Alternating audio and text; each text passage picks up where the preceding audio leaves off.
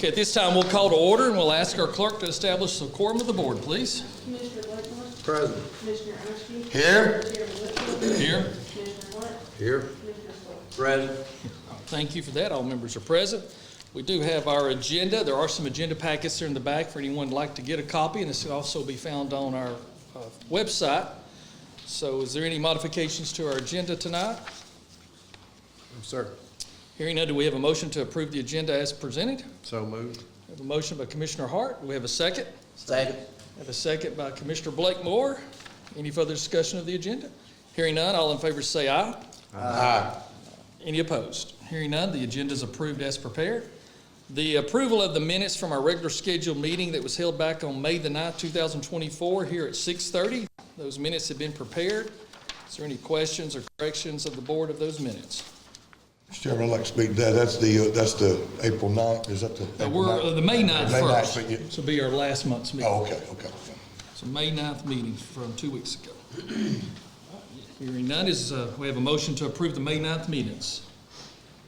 Yes, so moved. We have a motion by Commissioner Hart. Do we have a second? Second. We have a second by Commissioner Stoltz. Any further discussion of the May 9th minutes? Hearing none, all in favor say aye.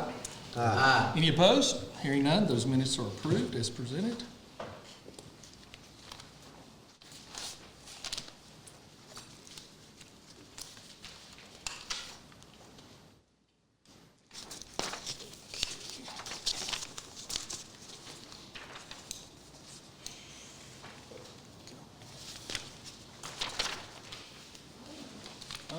So we do have 3 public hearings tonight, and so as we go through this, you'll see on the agenda, for those of you that have not been here before, that we will have the public hearing where if you are in opposition of the request, we'll give you an opportunity to come up and speak.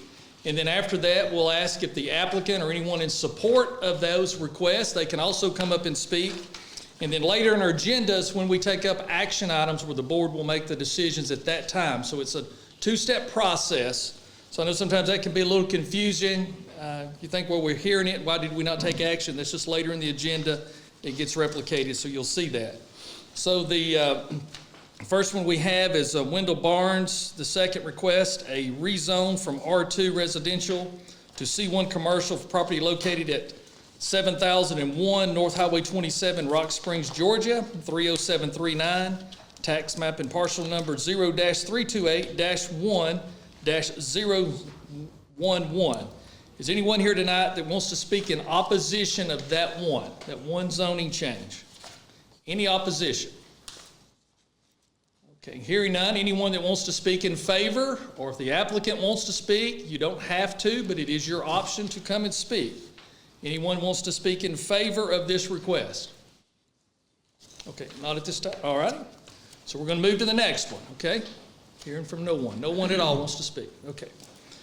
All right, the next one is Happy Valley BC LLC requests a rezone from industrial to C1 commercial for property located at 0 Happy Valley Road, Rossville, Georgia, 30741.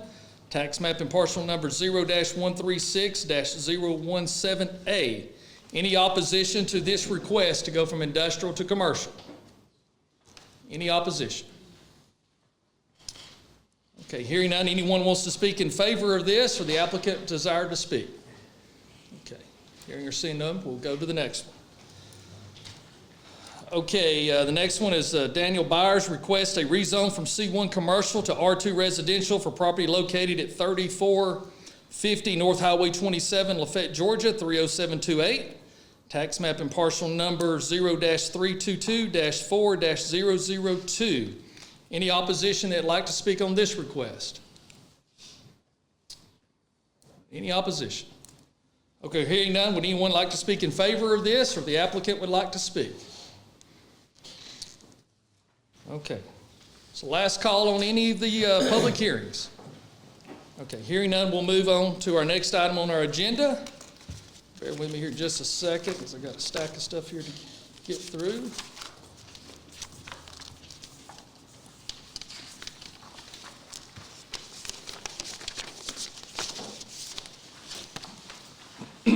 Okay, we have a proclamation here I'd like to read tonight.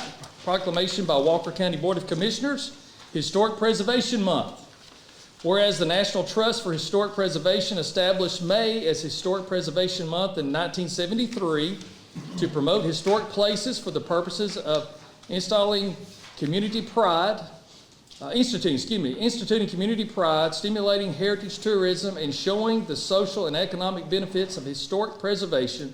And whereas Walker County is home to 17 sites on the National Registry of Historic Places, including the John Ross House, the Marsh Worthington House, and Chickamauga Prince Hall, affiliated with the Mason Lodge number 221.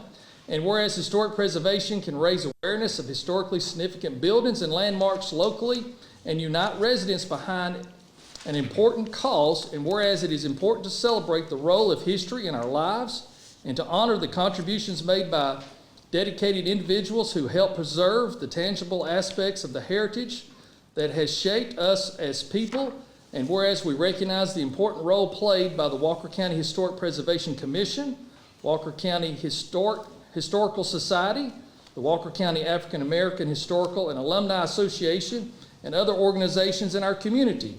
Therefore, I, Shannon K. Whitfield, Chairman of the Walker County Board of Commissioners, do hereby declare May as Historic Preservation Month in Walker County. So any of you that are here tonight, that if you are part of the Walker County Historic Preservation Commission, the Walker County Historical Society, or the Walker County African American Historical Alumni Association, would you please come forward and we'll have a picture together. I know some of you are involved in more than one of these. So any of y'all that are here tonight, we want to have you come up. And who's going to be the spokesperson? This guy.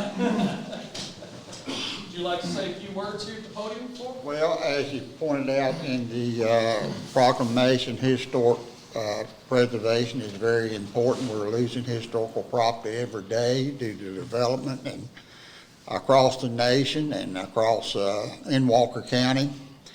And it's just critical that we save what we have left. And we appreciate giving the opportunity to preserve and enhance and promote our historical property in Walker County. And yes, there's an economic component to it. People nowadays, they want to see nature, they want to see rural America, and they want to see history. So, thank you, sir. Thank you. Thank all of you.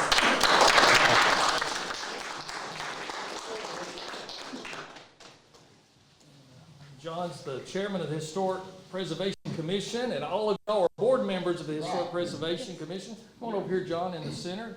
We'll let you hold this. And All right, get our thank you. board here all together. Micaiah, can you get everybody?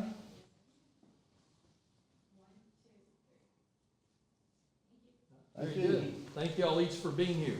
Very much. Thank you all for service. Thank you, sir. Thank you, sir. Wonderful job. Thank you very much. Wonderful job y'all have done. Thank you, Mr. Askew. Appreciate you, sir. Yes, sir. Appreciate you.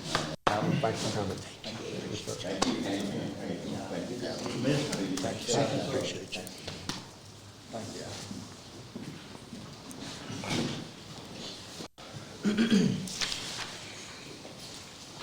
Okay, very good. Thank y'all for that. Okay, at this time we have for our public comment, anyone that would like to come up and speak before the board, we will give you up to 5 minutes to speak. And we request that you keep your comments focused to Walker County and things that we can affect. So, and please state your name for the record, if you would, please. Melissa Halsey. Through an open records request, I have obtained an agreement between Walker County and the City of Rossville for the properties located on Ellis Road, a ballpark, and Williams Drive, a gym. Tonight, I would like to discuss the utilities for the location on Ellis Road. In 2008, a letter from Johnny Baker, then the mayor of Rossville, and B.B. Haskell, then the Walker County chair. At that time, the letter addressed the issue of the county paying for utilities on the property owned by the City of Rossville. And I'm going to quote the letter. And this is Johnny Baker to B.B. Haskell. As we discussed, we would like to hire Stump Martin as an athletic director to manage and oversee all recreation for both the community center properties. On down in the letter. We would need the county to pick up the utility costs for our recreation and maintenance expenses to allow us to add an employee. The letter clearly asked that the county pay the utilities to allow us to add an employee. Chair Haskell agreed to this, and since 2008, we have paid the utilities on property owned by the city of Rossville. There is an MOU, or Memorandum of Understanding, and that was never executed. The annual cost is approximately $28,000 a year, and approximately $450,000 has been spent since 2008. Today, the city of Rossville does not have an athletic director that is paid. Thus, the reason Walker County agreed to pay the utilities is no longer valid. Let me point out that utilities are not paid for ballparks at the city of Chickamauga or at the city of Lafayette. For this reason, I ask this Board of Commissioners to stop paying the utilities at this location and save $28,000 for the residents of Walker County. I also ask that the Commission seek to be reimbursed for all utility expenses from the date the city of Rossville no longer had a salary for an athletic director. In another open records request, I asked for all expenses, repairs, maintenance, county employee time, etc., for the Williams Drive location. I was told by Mr. Legee, and I quote, "We do not track/log site-specific information." I find this hard to believe. Most recently, this county approved an HVAC unit for this location. This is a capitalized expense.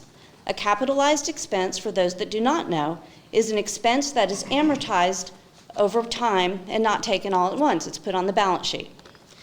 An amortization schedule is required to be kept for these expenses. I am sure with all of the improvements that have occurred at Williams Drive, there are more capitalized expenses. Also, according to generally accepted accounting principles, or GAAP standards, all repairs and maintenance expenses should be detailed via location, and possibly even more detailed than that within the location. And I am aware of one full-time custodial staff that works at this location, and I'm sure that it would not be difficult to look up that individual's salary. Note that no other rec center in the county has a full-time county employee on staff. I ask that the accounting department take another look at their records and provide me with the information requested. Thank you.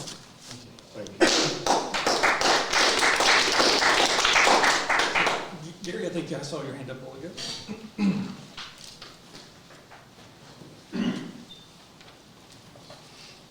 Gary Williams. Last meeting, I made a comment that the minutes were not complete from the previous meeting. Well, if you look in your packet, which wasn't enough for everyone, but if you look in your packet back there toward the end, last fourth or fifth page, it has the revised minutes.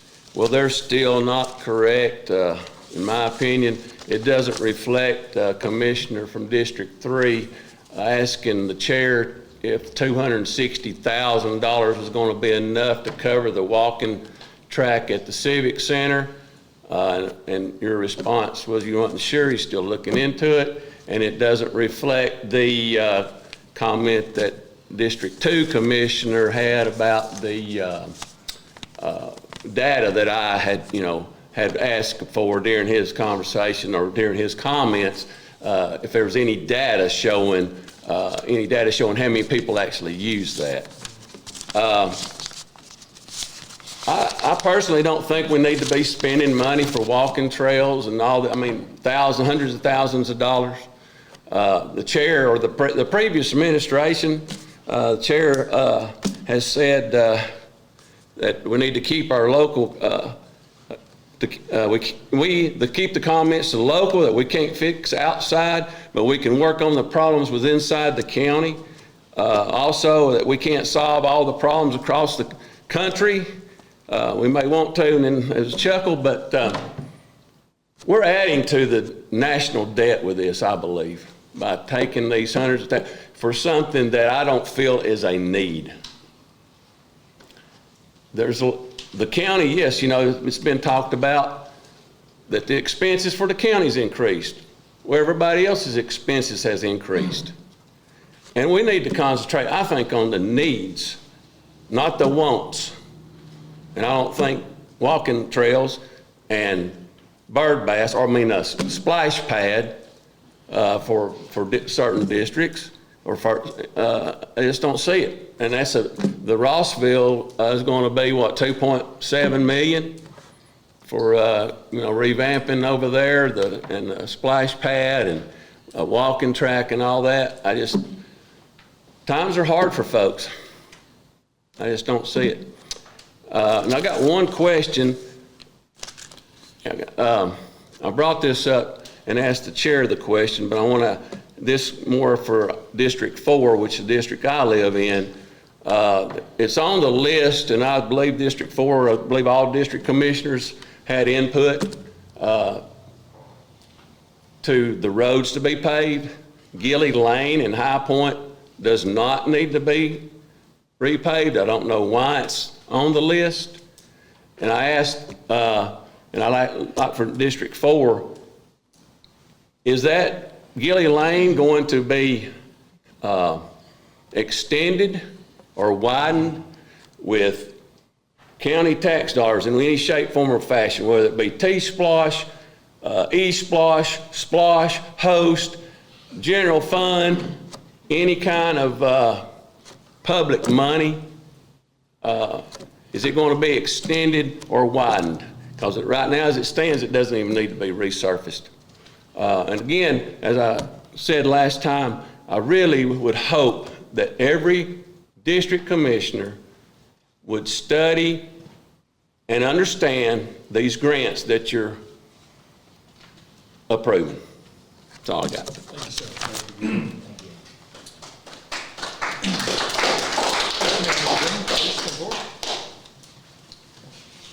Please state your name, please. My name is Lindsay Gorman. I'm from Rossville. I founded the 501c3 nonprofit Best Friends and Hens in October 2023. I applied for my kennel license while fostering for another rescue. That rescue was upset that I wanted my own rescue, and after transferring her dog to me, her knowing that wasn't legal and me not knowing, then pulling our foster contract, I was held responsible for operating without a license. Since then, Animal Control has repeatedly shown up at my rescue in an attempt to ticket me for anything that they can. I call, text, and email the Ag Department to come back and do the inspection to grant the license. They've denied my license twice. The first time was because I did not have kennels. And even though I am a foster-based rescue, and any rescues that rescue dogs would be at my house temporarily, I complied and spent over $1,000 on kennels. Nothing more was said. It took over 2 months to even get the Ag Department to respond again, and even though I sent pictures and videos of the property asking if it was acceptable, I was not told to improve anything else. I also never got a report. So when they finally came out 3 months after I initially started asking for a new inspection, it was raining. It was another month before I got the report, and I had to ask for it.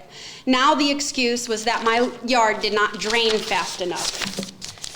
I live on the hill behind McFarland across from the quarry. We are surrounded by trees. Grass doesn't grow, so we use straw. We had cut down trees to make room for the 6-foot fence we put on half an acre, and they complained about the lumber. We had a pile of scrap metal not in the dog yard that was also listed as a reason of denial, as well as the glass bottles that we were saving for the foundation of our home we are building in the near future.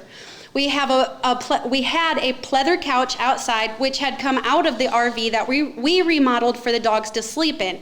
The same RV we put the kennels up in so that they have heat and air conditioning. It's a high-end holiday rambler that we have put on a permanent foundation and strapped to anchors in the ground, making it appropriate to pass codes.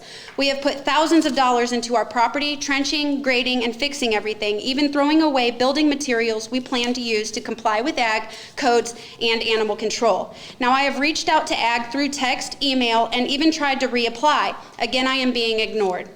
This is not only costing my family a lot of money, but stopping us from helping with the overpopulation crisis, which is not being controlled by animal control.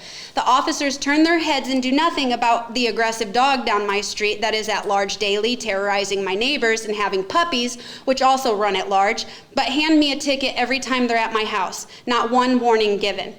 They even charged me for harboring an exotic animal because I found a dying baby squirrel, tried to save its life after being told by a wildlife rehabber that there was nowhere for a squirrel with squirrel pox to go, and she would explain how to care for it if I wanted to try.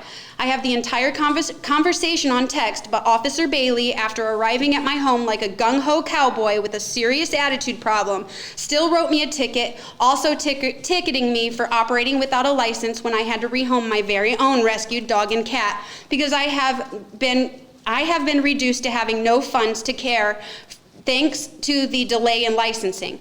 I have been treated so disrespectfully and expected to stay calm when attack after attack comes to my front door simply for wanting to save animals, and criticized and lied about in the reports from animal control. Please, I ask you to investigate what's going on in these departments. While dog fighting, backyard breeding, and dogs run at large all over our state, and very much so in Walker County, rescues like mine are being stonewalled and attacked for simple mistakes. And let's talk about their training. I do not believe the officers at Animal Control are trained well enough on how to talk to the people who pay the taxes that give them their jobs. I also do not believe that they have the experience they should have to operate in such a public setting. Officer Bailey was so disrespectful when she came to my house. I believe she should no longer be employed to work for our county. She interrupted me, raised her voice over mine, and simply could not control herself, and I have heard many stories from others claiming the same. I would also like to know why my rescue is being denied a license for things that are not required for a foster-based rescue, and I would like my kennel license to be issued as soon as possible, because I have met all of the ridiculous demands so that I can help save the lives of unwanted pets and continue to offer free vaccines and spay-neuter funding for our people. Thank you.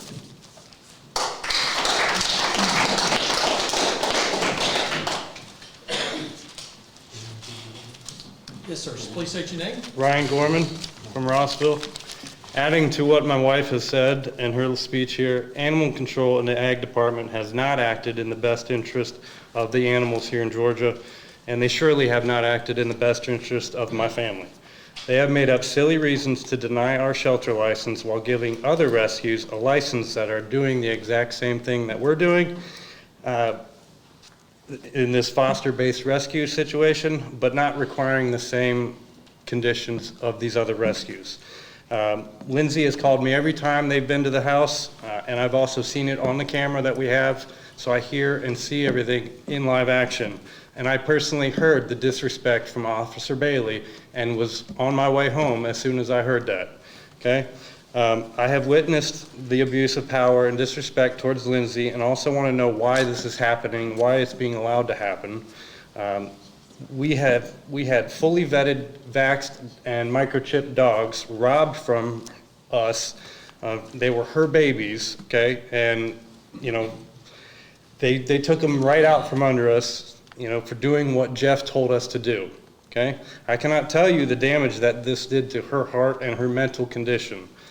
But I do know she is only trying to do what's right for the animals. And as the Ag Department drags their feet, Lindsay and I continue to be harassed, not because the animals in our care are unhealthy, because they are healthy. They are fully vetted, vaxxed, microchipped, in a lot better conditions that you find at Walker County Animal Control.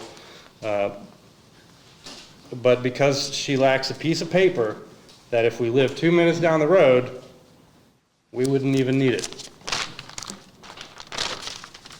At this point, I can't help but ask, is this a personal vendetta?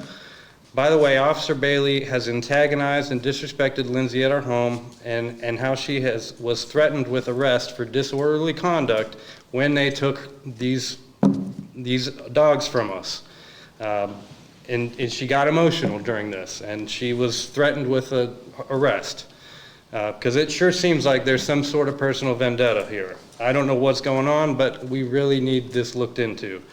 So especially when you consider that we live in the country surrounded by woods, our next move will be legal action, and none of us want to go to court, but we aren't giving up on the dogs. This rescue is not only important to me and my wife, but to the community, which is suffering with nowhere to take stray and unwanted dogs due to the overcrowding. The discrimination against us must stop. Please issue a kennel license for Best Friends and Hens as soon as possible. We have been told by many to just kiss their behinds and they will issue the license. That doesn't seem right to me. Is it right to have to subject yourself to shame and humiliation to be able to run a rescue? Is it right that Jeff spoke about this to Sarah Puckett, calling Lindsay stupid because she wasn't aware that 4 different licenses were needed to run a nonprofit rescue? And she's never done this before, by the way, but this is her lifelong goal to help animals and save animals. Please look into this issue. And in this report that we finally got, Bailey has fabricated lie after lie in her report. And I just wonder how many other reports is this happening in? Why is it that all of this is being required of us? And we've spoke to other rescues, some of which got their license the same day they came out. Here we are, I don't know, 6 months into trying to get our license, still don't have it. We still can't get anybody to come out and help us.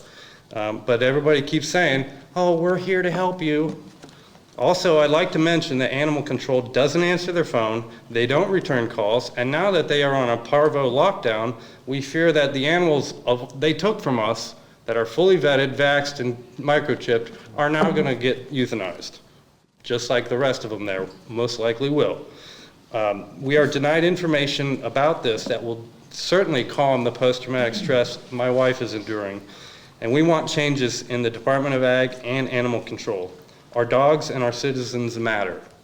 The rescue matters. And on that topic, I would like to make you aware that any rescue that associates with us is also being contacted and warned to not help us. Again, we are nonprofit. We are out of pocket every week to help and build what we're trying to do to help these animals. But yet people are being told to not help us. We need all the help we can get. We operate on donations, and that's it. And without a license, people don't want to donate.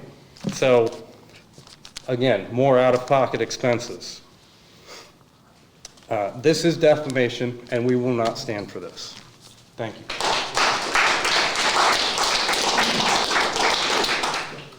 Yes, sir, over here.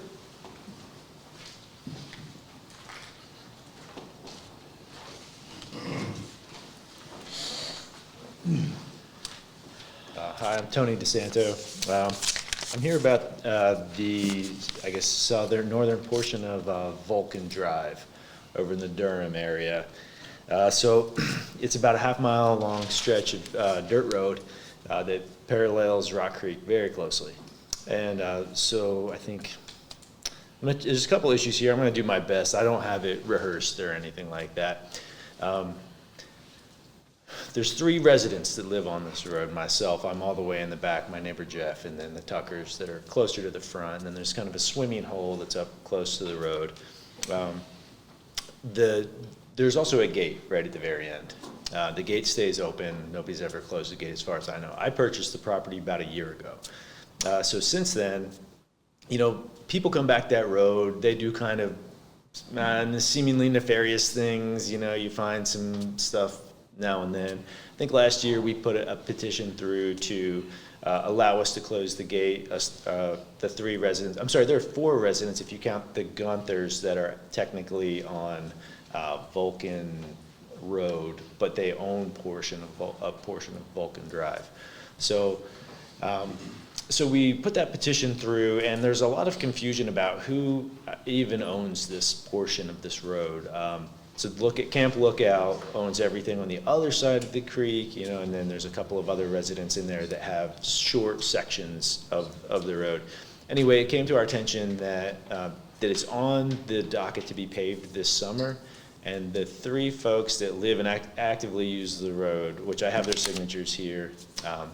Actually, it's still missing one. I just found out about this meeting today, so I came down and tried to do my best here. But the other signature of the residents is fully willing to sign it to just ask that it not be paved. And there's a couple of reasons. The primary reason I would say, and I don't want to rank the reasons really, but the environmental impact. So Rock Creek is beautiful right there. It is absolutely beautiful.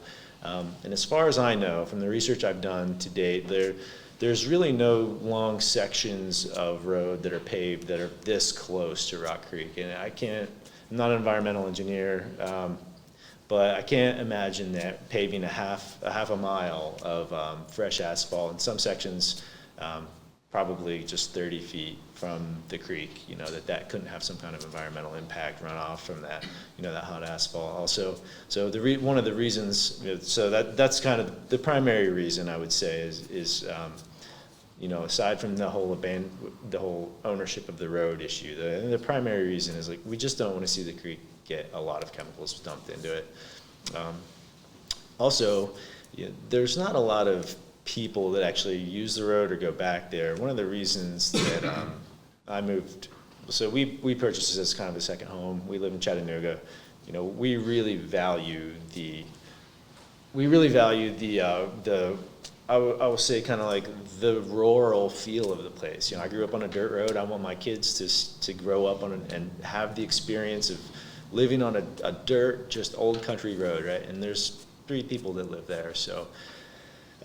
We're just asking that the county just forego the expense of paving. We are actually willing to maintain it ourselves. I'm not sure what the mechanism to get that done is.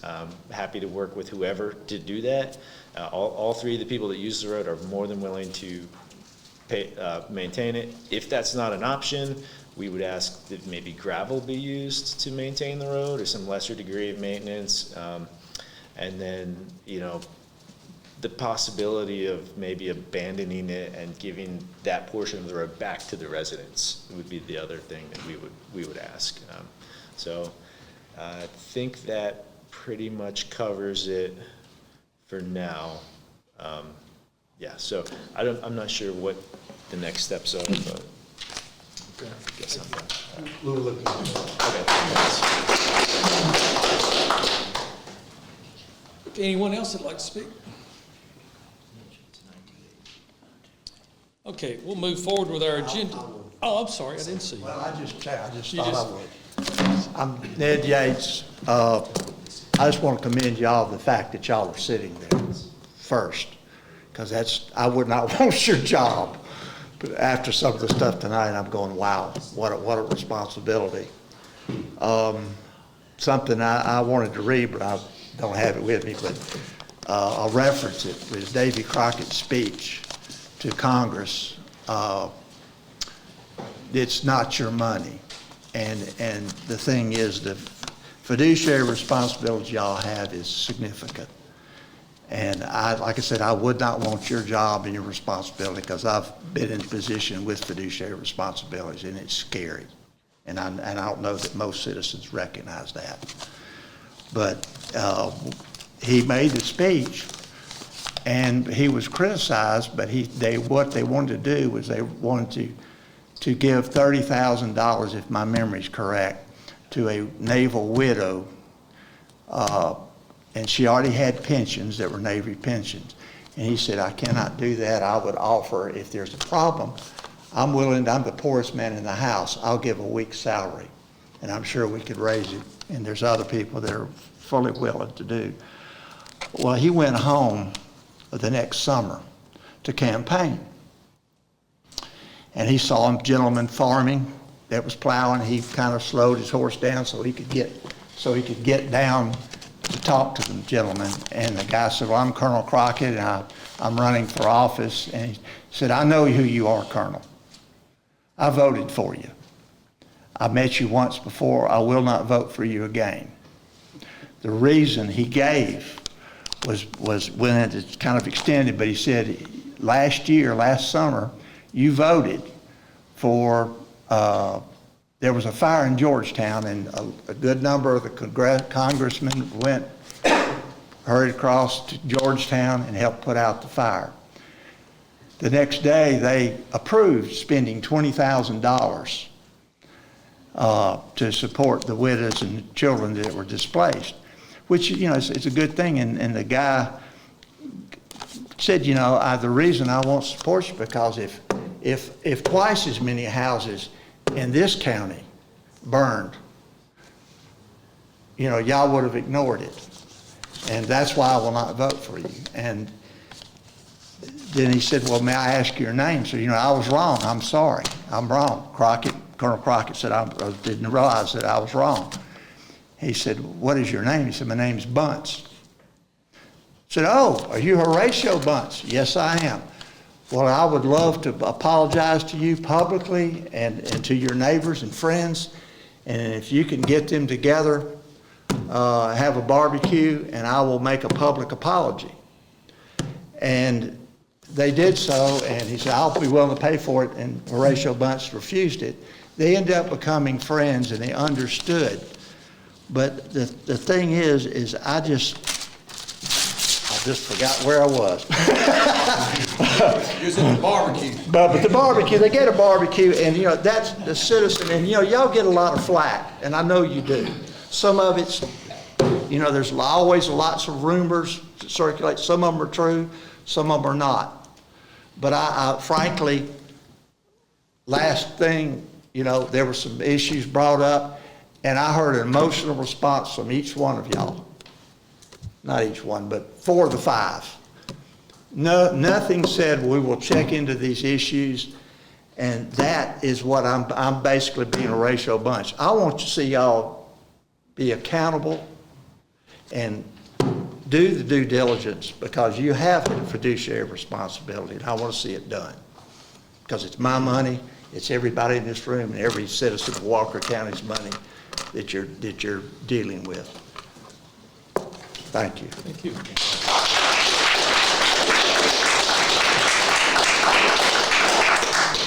Anybody else? Okay, we'll move forward on our agenda.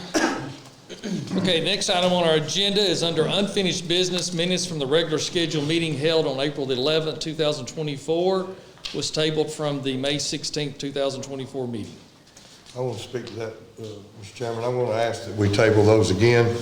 After looking at the revisions and some conversation, there's still some things that need to be added. So I want to make a motion that those be tabled until they can be properly corrected. Okay, so we have a motion by Commissioner Askew to table this again. Do we have a second? Second. I have a second by Commissioner Stoltz. Any further discussion of the board? Hearing none, that item would be tabled and be placed back on the agenda after the vote. All in favor say aye. Aye. Any opposed? Hearing none, those will be tabled and put back on the next agenda. Okay, the next one we had was also tabled from the previous meeting.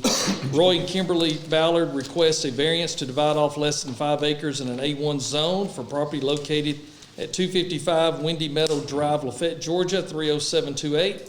Tax map and parcel number 0-515-1-020C. What's the pleasure of the board? So this is an area that was very similar to the area that we looked at 2 months ago up on, what's the name of that road, Mark?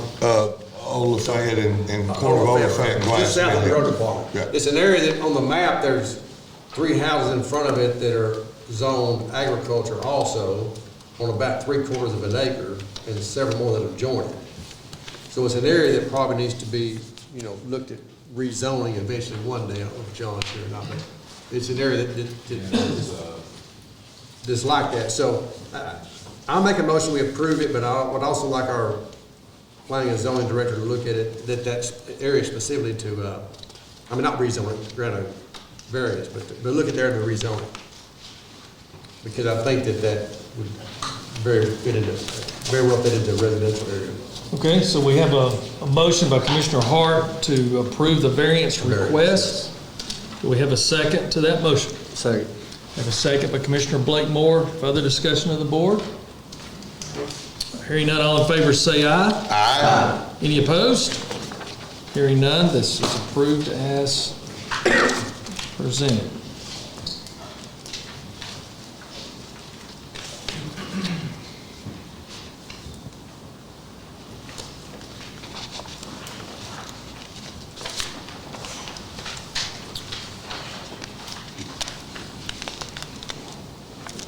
Okay, under new business, we have a resolution R-019-24, resolution of the Walker County Board of Commissioners to award a contract for the courthouse renovations.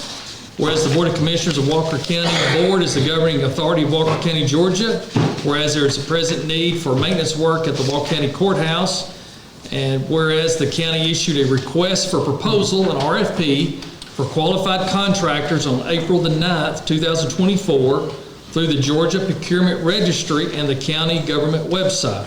And whereas the county advertised the RFP In the April 17th, 2024 edition of the Walker County Messenger, the county's legal organ, and whereas the county received, that was three proposals, sorry, that we didn't know at that time how many we was going to have. 3 proposals to perform the necessary work, and whereas Walker County voters approved $4.1 million for improvements to county facilities, including the courthouse, as part of the 2020 SPLOSH. Therefore, be it resolved that the Board of Commissioners of Walker County, Georgia, that the contract for renovation for work at the Walker County Courthouse is hereby awarded to, at this moment that is blank, and will be funded from the general government category of the 2020 SPLOSH. So resolved and adopted the 23rd day of May 2024. So, Mr. Chairman, we had a couple of questions about that, and we had our building official to do some review work on that for us. John, could you come up and speak to that, please?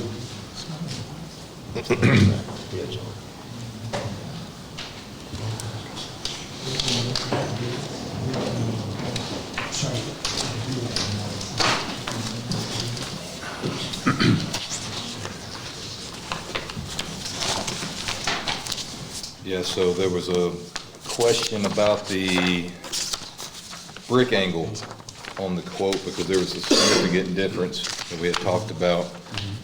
Here's what that company had sent back on that, on what the discrepancies were on the pricing. So they had asked all parties involved to bid this work. There was an opportunity for them to ask questions that they were unclear on. And so the question was asked how many windows and how many lintels and brick angles that were going to be replaced on there. And so they were supposed to quote 1.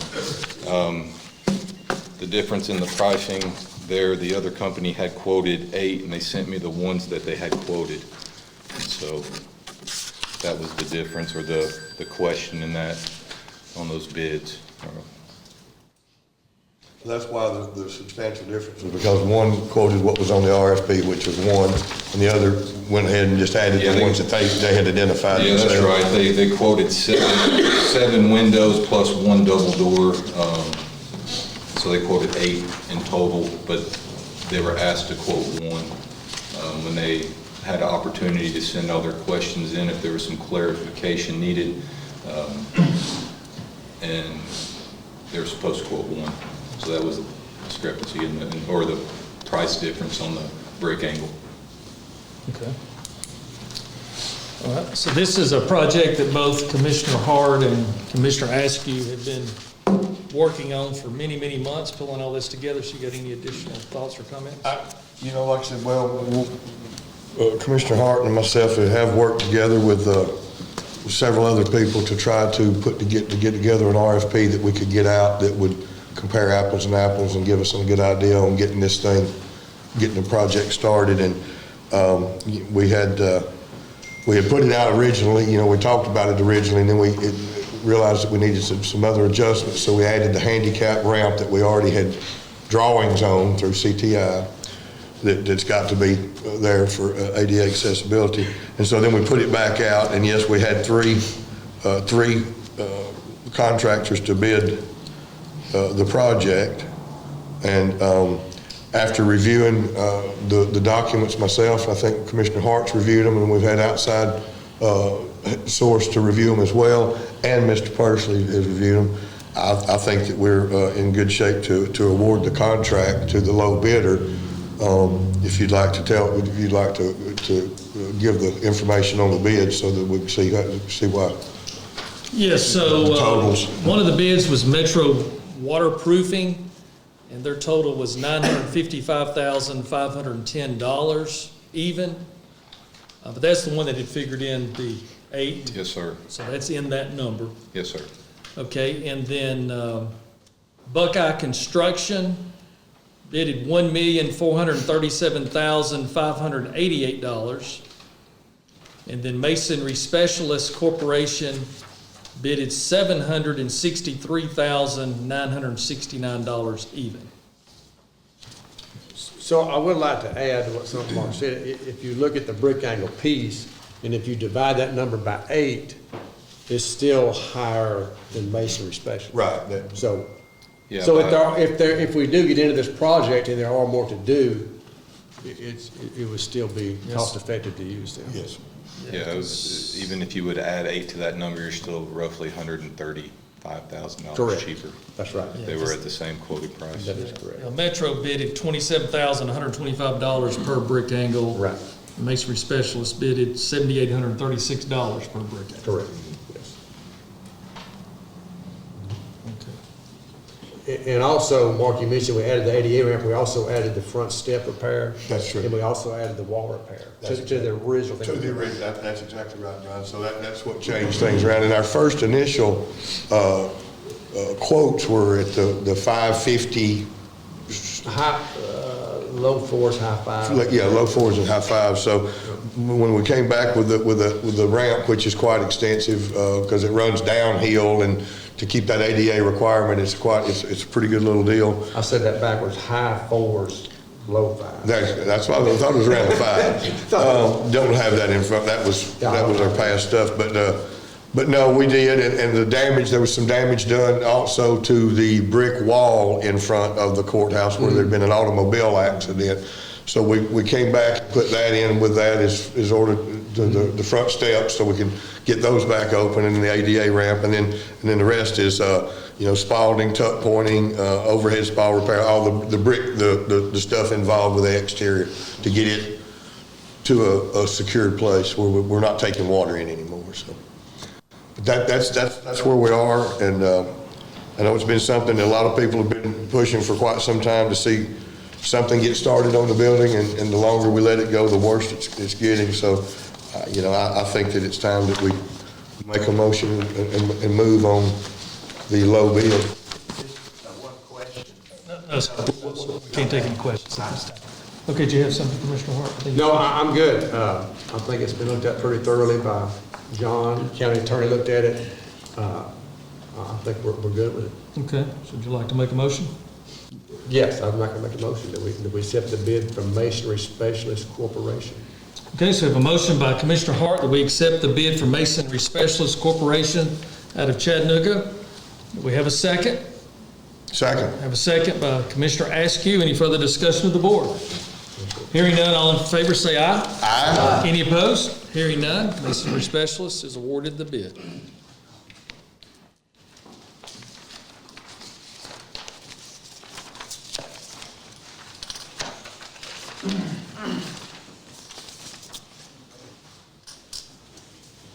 Okay, the next we have under our new business is the Wendell Barnes II request a rezone from R2 residential to C1 commercial for property located at 7001 North Highway 27, Rock Springs, Georgia, 30739.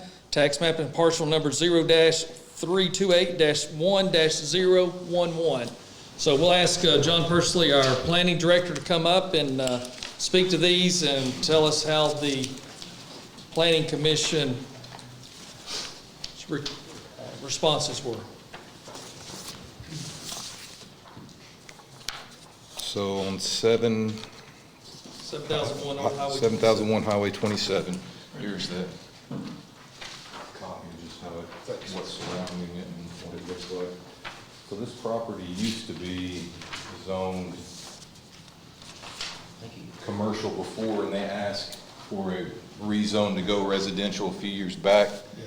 And they never moved forward, I think, on some projects that they were looking at, maybe some multifamily at the time. And due to the surrounding areas and whatnot, you have the college right there, then you have the truck training facility that's beside there. And so now they're wanting to take it back to commercial. I think what was initially brought up was possibly doing some storage buildings right there. That was the goal. So the only concern the planning board had was there is a residential structure to the north there in between Station 1, because you have the Fire Station 1 right there. And so the only thing they had asked was to leave the natural forest buffer that's currently there. Just do not take those trees. Anytime you have commercial property that's beside residential zone, there has to be a 50-foot buffer regardless. So that's going to be required as well. But the motion was to approve it. Okay, so the planning commission's recommendation was to approve with the conditions as stated. The planning commission's approved with the conditions that the existing vegetative buffer remain against any residential property lines. Yes, sir. So what's the pleasure of the board? Motion to approve. Have a motion to approve with the conditions? Yes. Okay. Motion to approve with conditions by Commissioner Hart. Do we have a second? Second. Second by Commissioner Stoltz. Any further discussion of the board? Hearing none, all in favor say aye. Aye. Any opposed? Hearing none, this will be approved with the conditions.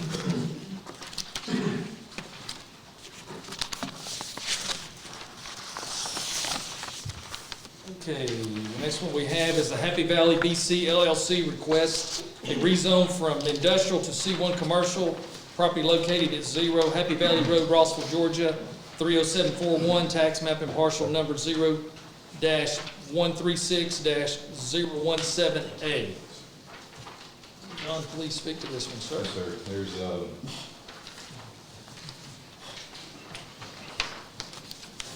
also, here is what the plans were and what their future goals are of the property.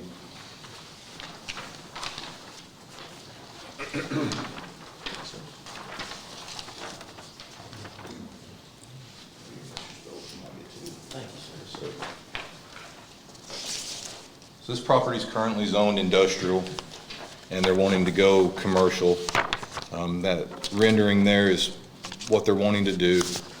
The idea was, I think initially, they're just spitballing some ideas to possibly do a daycare with some storage facilities on that.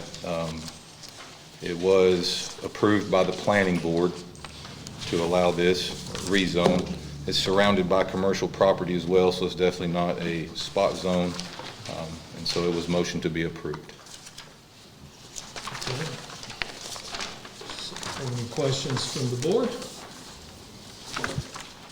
Motion to approve. All right, we have a motion by Commissioner Blakemore to approve this rezone from industrial to commercial. Do we have a second? Second. Have a second by Commissioner Hart. Any further discussion of the board? Hearing none, all in favor say aye. Aye. Any opposed? Hearing none, it's approved as submitted.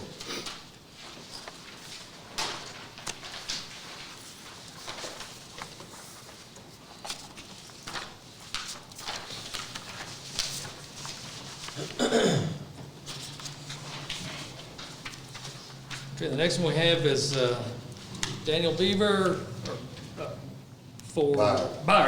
Daniel Byers requests a rezone for C1 commercial to R2 residential for property located at 3450 North Highway 27, Lafayette, Georgia, 30728. Tax map and parcel number 0-322-4-002. John, step us through this one as well, sir.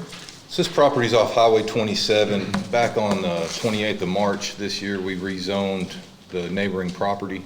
It was commercial as well. It's a small lot, and the rest of the property around it is zoned R2 currently. There used to be a barbecue place right there in the front. They just recently tore down. They're wanting to sell the property, and it's just, it's not correct zoning, probably should have been rezoned in the past. So they're just wanting to rezone it to the proper zone for residential zoning. So it was approved by the board. Okay, so this takes us from a C1 to an R2, R2 residential. Any questions or concerns of the board? Hearing none, do we have a motion to approve? Yes, sir, motion to approve. We have a motion by Commissioner Hart. Do we have a second? Second. And a second by Commissioner Stoltz. Any further discussion? Hearing none, all in favor say aye. Aye. Any opposed? Hearing none, it is approved as submitted. Thank you, John. Yes, sir.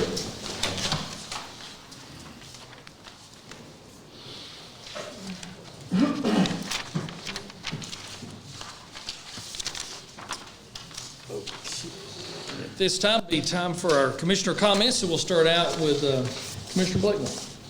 Just appreciate everybody coming out, getting involved in your government. If I can help you in any way, call text right now.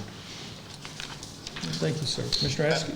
Yeah, well, as I had mentioned at the last meeting, it's his graduation season, so also I want to congratulate all of our children graduating from anything from kindergarten to high school, all the way through.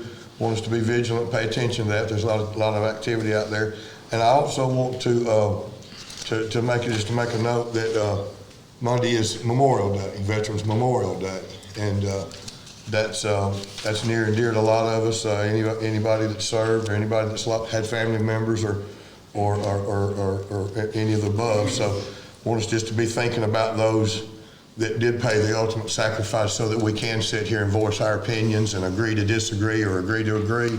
It's because of we live in the greatest country in the world, and we're going to keep it that way. So anything we can do to make it better, that's what we're here to try to do. Can't always make the right decisions, but it's not because we're not trying. So thank you for your participation. Thank you, Mr. Askew. Yeah, thank you, Mark, for mentioning Memorial Day. It's a very important day for a lot of people, so do keep that in mind. So also on June the 5th, the Farmers Market in Rock Springs opens. It's going to be open from 9 to 12 in the morning. It's going to be a morning market. It'll be every Wednesday starting June the 5th. So I want to ask a question to Mr. Chairman. So on June the 3rd, we're still having our budget meeting, is that correct? Yes, sir. 9 o'clock. It'll be at 9 o'clock. At the Civic Center. At the Civic Center, okay. And June the 1st is the Honeybee Festival and the Fest, so that'll draw a big crowd, so make sure you put that on your calendar. And I'd like to thank Mr. Melvin Moody and Courtney Johnson. They campaigned for the same position as I did, and they were good folks, and I got to know both of them very well, and really good citizens in this county, so thank you both of them for that, Robert. Thank you, sir. And just to reiterate what Brian and Mark have said, wish everyone a very safe Memorial Day weekend, but let us remember the meaning of the holiday and remember those who died defending our freedom so that we can sit here tonight and have the freedoms that we certainly do enjoy. I certainly appreciate the hard work of all of our county employees. You guys do a wonderful job, and I just appreciate your dedication. I also want to say I appreciate the hard work of our Republican Party of Walker County. You do a great job, and you do a great job promoting conservative values and principles. I would like to make a suggestion moving forward. I think it would be in the best interest of the party, as well as the best interest in what Republicans stand for. I feel as though I would like for the Republican Party to consider doing a vetting process on all candidates who declare for elected office. I think Republicans stand for high values, high morals, and I think the vetting process would do several things. I think it would verify bios, resumes. I think it would verify work history to make sure it's factual, educational history, make sure it's factual. And I think this would save the party a lot of grief, a lot of headaches moving forward. And thanks everyone for coming tonight. Mr. Chairman, back to you. Yes, Mr. Chairman, I would like to make one more comment, please. I'm sorry, I wanted to make a comment. I made some notes. So for the questions that folks have come up and asked, and it was noted by someone that they'd like to hear that we're going to look into these things. Well, I can assure you, I've made some notes on the questions that were asked today, and I will look into these, and I'll have some comments to come back at the next meeting on all of the questions that were asked.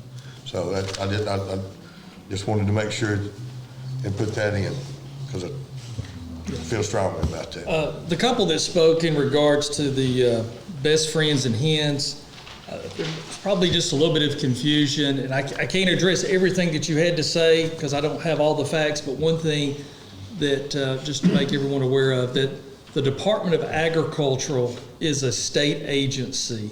We have no authority over that state agency, and so they are the ones that are responsible by the state to do licensing approval. So I know you've expressed frustrations with not being able to get your license, and they've been out and so forth, and we don't have any oversight of them, and so that's a total separate entity, but they do have, management and a commissioner over that's appointed by the governor. And so I would ask you just maybe to reach up into that organization, and they can maybe help you step through that licensing process. And then we'll be looking into your other concerns, and we've captured all that on video as well, so we'll be able to look into that. But just wanted you to be aware that is totally separate. Also, I can address tonight about the Vulcan Road situation. I think that gentleman may even be gone, but our road superintendent, Carlin Bowers, did reach out to me last week because there has been some discussion and about maybe a portion of that road, if all of the adjoining property owners agree for the county to abandon the county's rights to that road. So that's something that's in process that will be coordinated with our road superintendent and our county attorney and all of those affected residents. But as he did indicate, there is one large parcel there. The Camp Lookout is a big parcel there, and so I think that's one of the ones they needed to make touch with. But that is something that is being looked at and discussed on that Vulcan Road. And then we'll get to these others as we can get more information. And to add to that, that would be, if that to be the decision, that the board's pleasure, the board would be, do have the authority to open, close Yes, right. any roads in the county. That's per the Enabling Act that we work under. So if that would be the answer, then we do have that authority to do so. If that looks like that's in the best interest for all parties involved, then that would come on the agenda, and it would be presented and discussed, and the board would make the final decision and action on that. That is correct. Okay. Mr. Chairman, excuse me, just one more comment. Mr. Gary Williams, I will follow up with Carlin, and I'll give you a shout back about giving that, okay? Okay. Also, I wanted to mention, we're talking about Memorial Day and elections and different things have been mentioned, and we live, as Commissioner Askew said, in the greatest nation in the world, and being able to have elections that are not, having to have armed guards standing at the door is something that we all take for granted because that's what we've always known, and so we do have a lot to be thankful for. I have been in contact over the last couple of days with incoming Chair Angie Teams. She asked me to share with y'all tonight that the reason that she's not here in the audience is this is her high school senior daughter's class night, and so naturally, properly so, she needs to be there with her family and her daughter, so that's why she's not here in the audience tonight. But we are both committed to a very smooth, productive, positive transfer over time when those time and dates come. So we've had some good conversation, good communication, and everything's going to go as smooth as we can possibly make it. Some people wonder, when did that even happen? So, but anyway, but she just wanted me to let y'all know that's why she wasn't here, and I told her I would share that with y'all tonight. Okay, well, we do have a couple of matters for executive session that I'm being told is going to be short. 3 shorts. Yes. So we do need to I'll make a motion that we go into executive session to review a legal matter and also a real estate matter. Do we have a second? Second. We have a second by Commissioner Stoltz. Any further discussion? No, sir. All in favor say aye. Aye. Any opposed? Hearing none, we'll return hopefully in just a few minutes. Okay, we'll call us back to order. I get order in our room here, please. Please give us order so we can wrap up. It's 8 o'clock, May 23rd. We just come out of executive session. There's no further action of this board at this time out of executive session. So do we have a motion to conclude our meeting? Yes, you do. We have a motion to conclude by Commissioner Hart. Do we have I'll a second? second that We have a motion. second by Commissioner Askew. All in favor say aye. Aye. Any opposed? Hearing none, we stand adjourned. Thank you, gentlemen.